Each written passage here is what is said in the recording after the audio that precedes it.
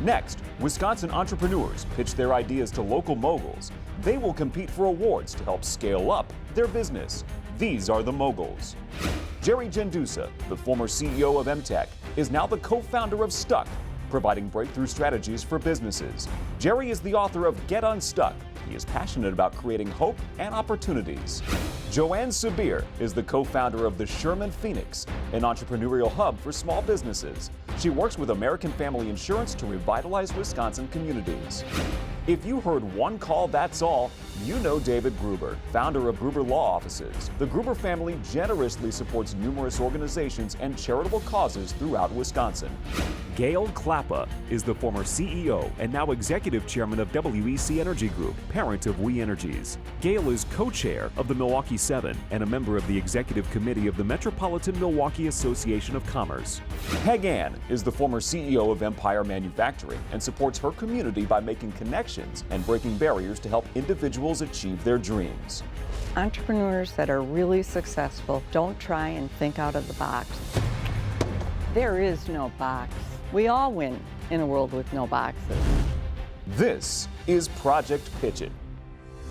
I'm Orson Funilier. And my name is Yao Asari, and we are two friends that are passionate about introducing African cuisine to an American audience. Awesome. Yes, now if you take a look at the American foodscape, you'll notice that it's full of foods that immigrants brought with them from Europe, Asia, South, Central America.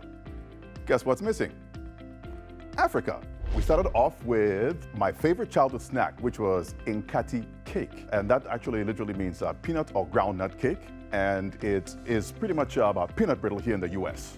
It started out with me having a hankering for my favorite childhood snack and not being able to find it here in the US. So I asked my mom, hey, how do you make this stuff? Because when I was eating it, I never made it, I just ate it. So she gave me a recipe book from 1978. And then I actually handed it off to friends, family, co-workers.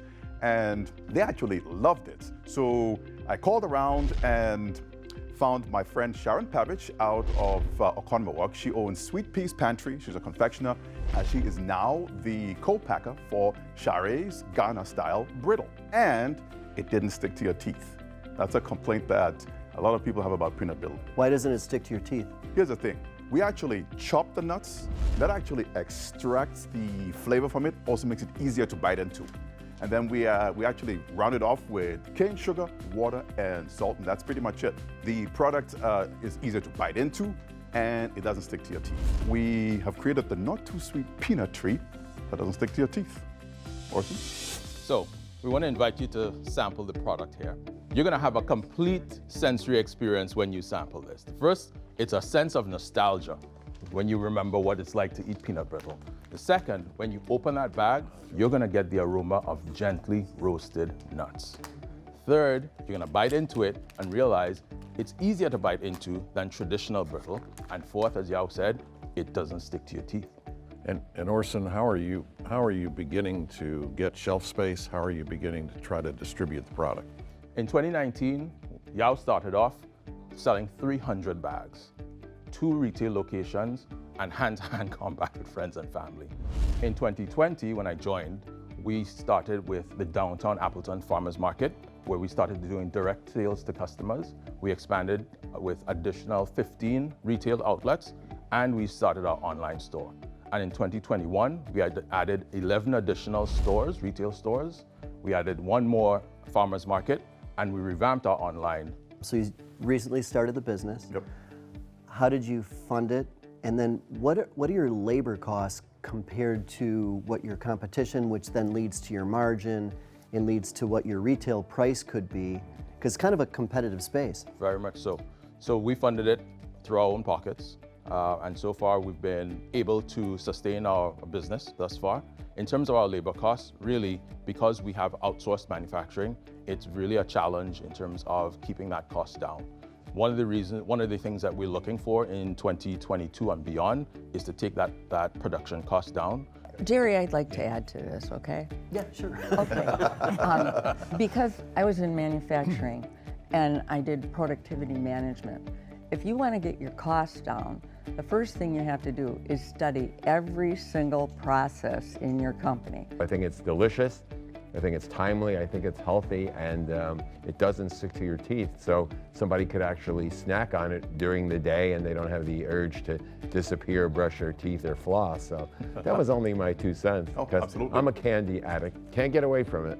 Well, thank you very, very much. It's very difficult to start a business, and you've trajected so well so soon. Not to forget that it's the not too sweet, nutty treat that doesn't stick to your teeth. Thank you very much. Thank you. Yes. And you guys did a great job. Very nice. Thank you. So the business, the product doesn't get stuck to your teeth. Origination with this vision from Ghana.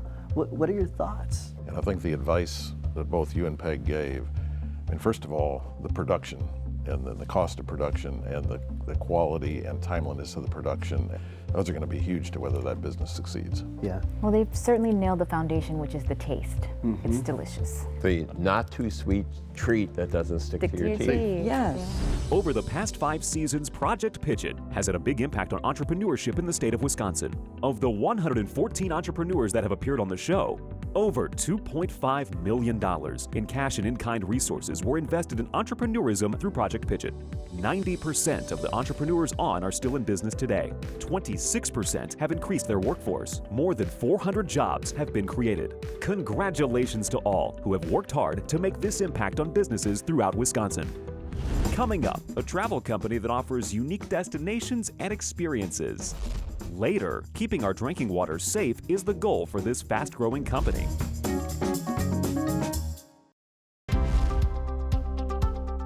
Hi, my name is Otilia Cassidy, and I founded Otilia Travels, a travel company that I founded after realizing that most travel companies are based around generic itineraries rather than real experiences that make a difference. Otilia Travels takes you on real experiences through relationships that I've built with people that I've cultivated when I travel, rather than the generic experiences that you might find on a normal tour group.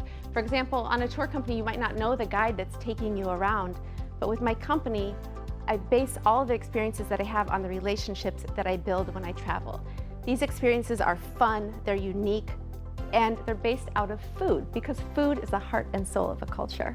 Your client base. So is this kind of more of an elite experience? Is this for the common folk, or we're all common folks? Yeah, so yeah, just to be no, clear, but yeah, I'm just wanting to understand the David's price. not. For yourself. I mean, really. Yeah, I was thinking, I'm a David's common. not. Definitely not. Yeah. But I'm just wondering, because my past experience right out of college was doing eco travel, and some of these trips would range from $28,000 to $30,000. So I just want to be kind of clear, who is the audience?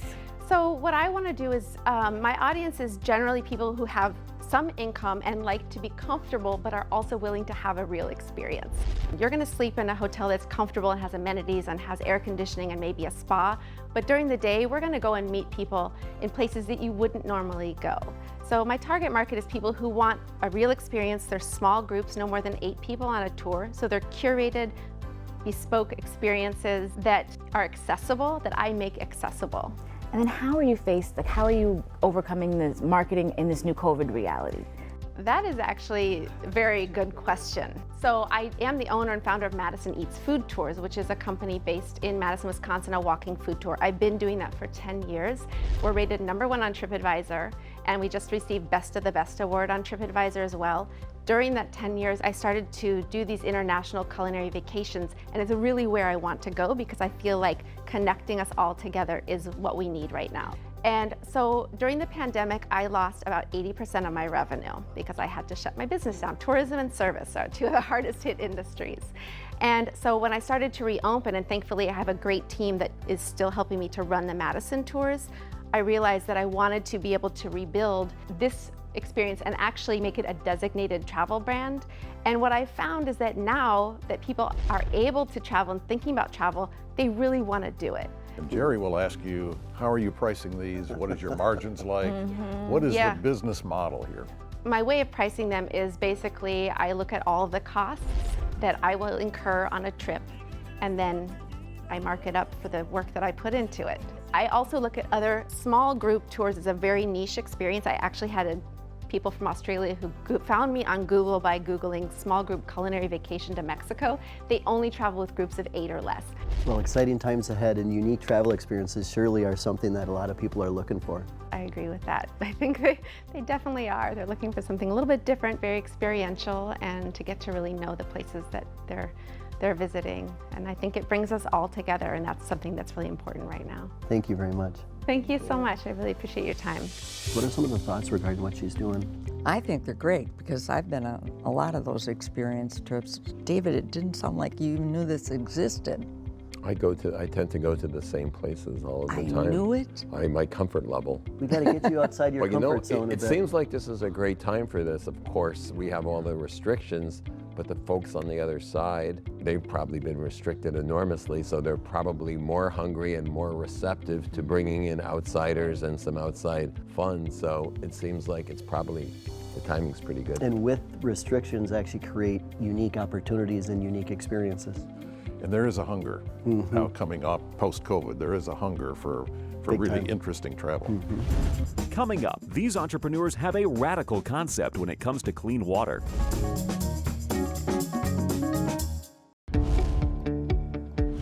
Hello, Moguls. Hi, Moguls. I'm Paige Peters, founder, CEO, and lead engineer of Rapid Radicals Technology.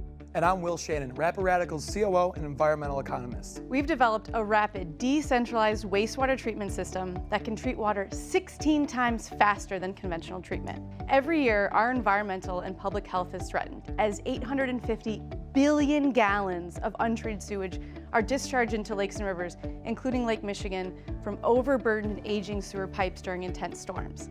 That's equivalent to 170,000 Mississippi rivers filled with poop water. And it's only getting worse as climate change makes these storms more intense, more frequent, and less predictable.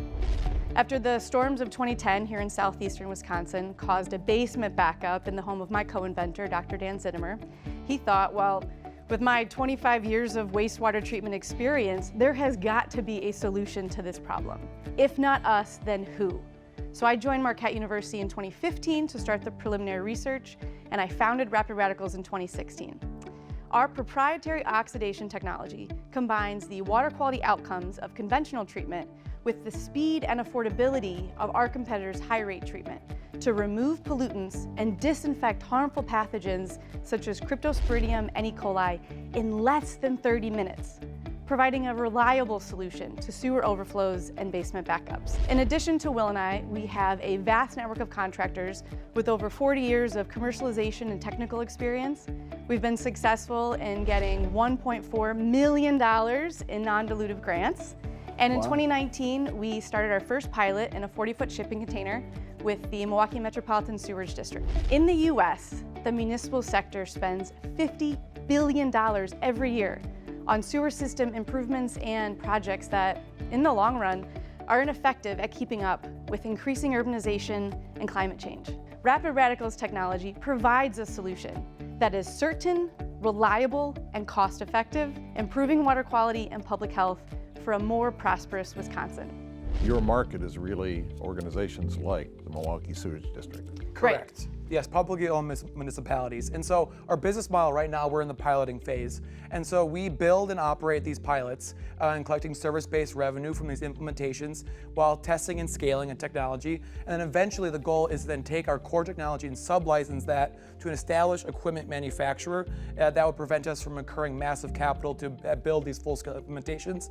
And then a revenue model switches to 3 sources of revenue. It's a flat sub-licensing fee, a 7% on sales of the Rapid Radicals treatment system, and a consulting on implementation of the actual full-scale system. What's next? You've been informed by the pilot, by this discovery phase, so how has this informed the trajectory ahead? For us, a lot of this is getting more people to talk about infrastructure and understanding how we're all impacted by these problems. And we're all also accountable to the solutions. It's amazing what you're doing, and thank you so much for sharing it with us. Thank you guys very much for the time Thank you. Thank you. We really appreciate it. Very impressive. Congrats with all your success. Hey. Thank you guys very much. I appreciate it. Water issues are prevalent in the world, and Milwaukee is, water council of the world and what we're doing with water. Gale, from your perspective, can you comment at all on what they're doing? It looks like it's more, you've got some background here. This type of additional treatment technology could really be, I think they're onto something here. Okay. If this works, there's a huge market because the water quality standards have to be adhered to. So I think they really have something here, and the fact, as you said, that they've already gotten $2 million worth of grants and support from a major university, because the capital to scale this up will be significant. Next, the Moguls discuss the pitches and decide what award will best help the entrepreneurs.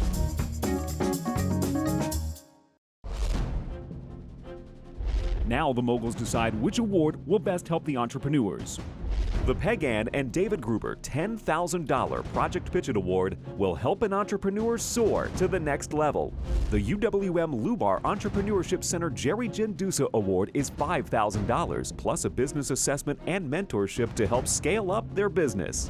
The American Family Insurance and We Energies Award is $1,500 from AmFam plus mentoring and business planning from the experts at We Energies. We just heard from 3 interesting entrepreneurs, and they're all different. One has a lot of capital they've already raised through grants. One has an experience with travel, and one is dealing with certain candies with an African cuisine. Let's start with the Gold Coast candy. More nutty, it doesn't get stuck in your teeth. I think the provision of the guidance that we all collectively shared was spot on in terms of understanding and refining some of those costs. The product is really good, so that's an amazing starting point.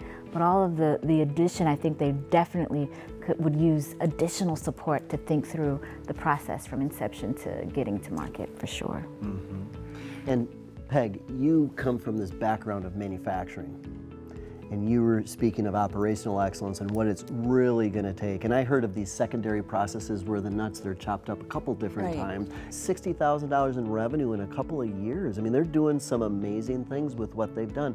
Where do you think they go from here for scaling? I think the advice that Peg gave, I think they will be able to scale quicker, faster, better with margin if they really understand their process, streamline their process. The product was excellent. I think they're heading in the right direction, and I think they just need a little bit of guidance and encouragement. I agree. Amen. Yeah. Let's go on to Otilia Travels. This young lady lost 80% of her revenue during the pandemic, but she's had another business that's helped her sustain to get back on the other side. Experiential travel with cuisine involved to certain locations. Joanne, starting with you, it seems like an ideal customer is one that has a little bit of a wealth to afford a trip like that.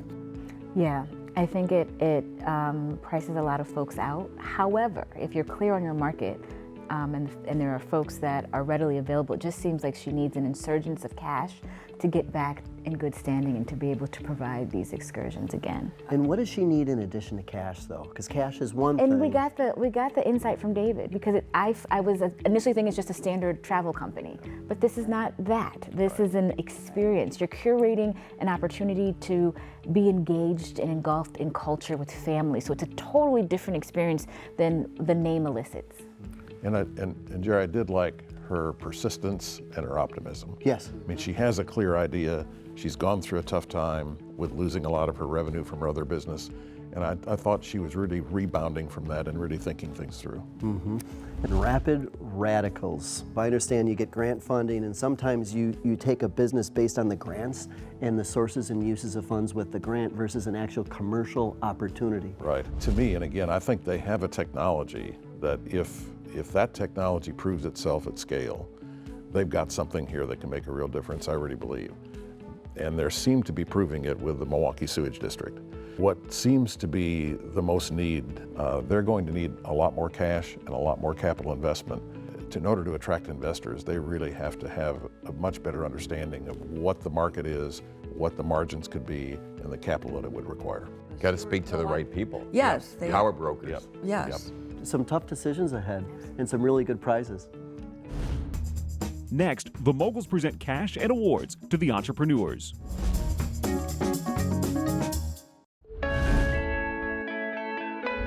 Now, the Moguls present cash and awards to help the entrepreneurs scale up their Wisconsin businesses.